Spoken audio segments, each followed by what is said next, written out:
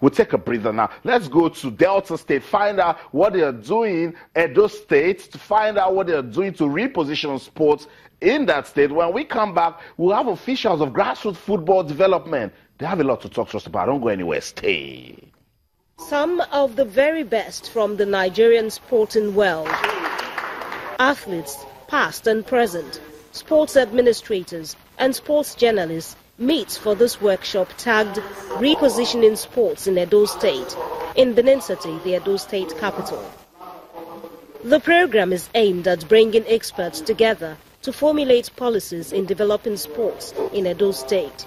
Serious policies, and that is why the issues we are looking at, especially we are looking at, we are also looking at some of these laws that are there that we need to look at how to amend it to the extent that it goes beyond the manner initiated in repositioning of sports in the state. The experts proffer solutions to some teething problems in the sports industry.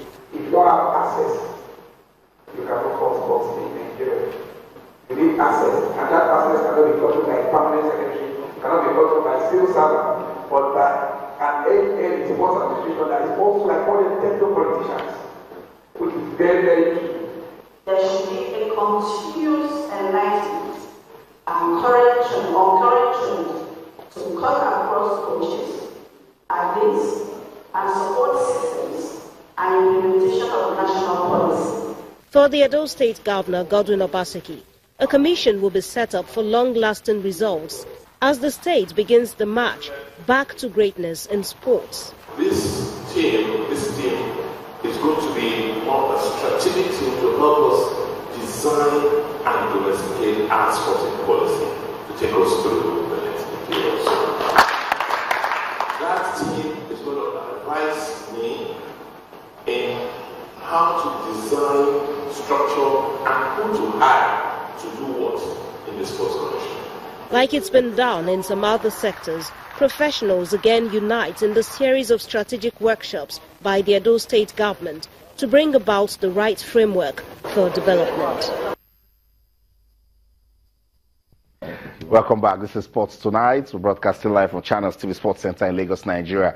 Just gone by a report on Edo State repositioning sports in the states. Now, everybody is going back to the grassroots, yes, because we know it's very, very important. That's what we're doing at Channels Television. That's what the LSFA, they're trying to do. That's what the NFFU development program, they're trying to do. Delta State, they are also giving attention to grassroots football development, because that's the way to go. That's the foundational level. And the Principal's Cup football competition dates as far as the early 90s in Nigeria and has been a fruitful platform in discovering, nurturing, and actually sustaining footballing talent in this country. Let's find out what Delta State are doing for grassroots football development. Joining us now in the studio is Tony Pemu. He is the CEO of Ideal Plus Limited, and of course, consultant for the Principal's Cup in Delta State. Good to have you on Sports Tonight. Thank you, Austin, for having me.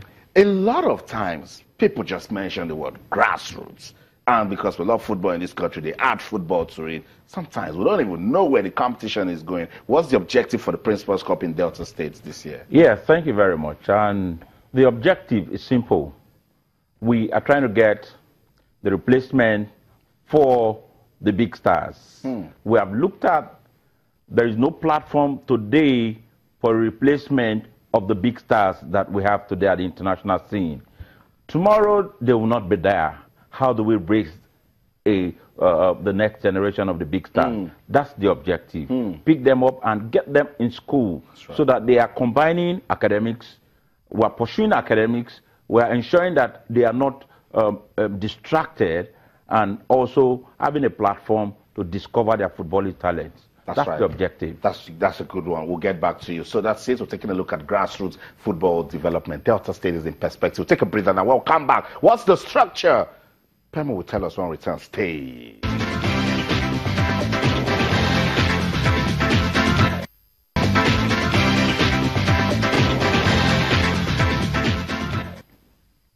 Welcome back. This is Sports Tonight. So Richie from our Sports Center in Lagos, Nigeria. We're giving attention to grassroots sports development. We talked to the president of Nigeria Cricket Federation, Emeka Onyema, and he rolled out the plans for grassroots cricket development for 2017. We weren't done. Just to also let you know, we started with the Channels National Kids Cup. That's football at its best at the grassroots. And now we've taken it to Delta State, the Principal's Cup football competition. We have in the studio a consultant handling that competition, Tony Pemu. Tony, talk to us about the objective and that one well laid out. Let's talk about the structure, the format. What's it like? Yes, the format is getting, there are 25 local governments in Delta State, and we have over 466 government public schools and about 1,200 private schools. They are all playing. Say that again. Yes. Wow. Over 1,600 schools are playing the preliminaries, and as I speak to you, we are done with the preliminaries. 25 local governments have a winner each. They have all submitted. And by 2nd of May, we are kicking up with zonals. We have zoned the state into 8 zones. Right now, they will kick off the zonal on the 2nd of May through to 4th of May. Then by 6th or thereabout, we'll do the quarterfinals. We'll move ahead to the semifinals. And by the 19th of May, we are doing the finals at the ultramodern Uzoro Polytechnic Stadium. Tony, that's a lot of activities lined up for you guys. Yes, a lot of football to be played. But, you know, at this stage, there's a big enemy, age sheets. How do you guys come? Oh, we did marvelously in that area. What we did, we didn't tell anybody we were going to do what we did. We asked them to ensure no cheating. Now, we asked them, give them the form, ensure you submit the form of every player. We got them, then we waited. As they started exam, we went into the school. Wow. So what we do, we pick your form. Now, we get to this school. Principal, please, let me see this boy who is writing exam now. So we discovered about 3-4 schools that actually used machineries and they were disqualified. Wow. You know, we got to the best schools who didn't use at all, and those were the ones that represented. You know, finally we have about 19 government schools that qualified and about 6 private schools that qualified for the zonal stage. It's a good one. We were able to eliminate, there is no single, I can tell you categorically, no single machineries. We'll monitor that. Yes, that's I know that's a big challenge for football at the grassroots. Let's talk about what's next. After the competition, we have a winner. Yes. What's next? Yes. What next is the winner will represent Delta State in the Shell NNPC National Secondary School football competition.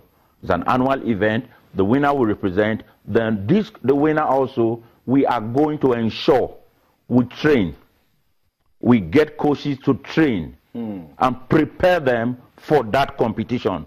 You know, and we are going to fund it also to ensure that they do well. The ultimate thing is to ensure that we also win the national level of the secondary school sport competition. Sounds good.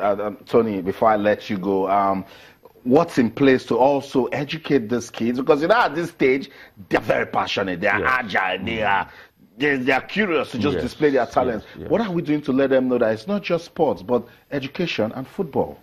You are not qualified until you are more than average academically.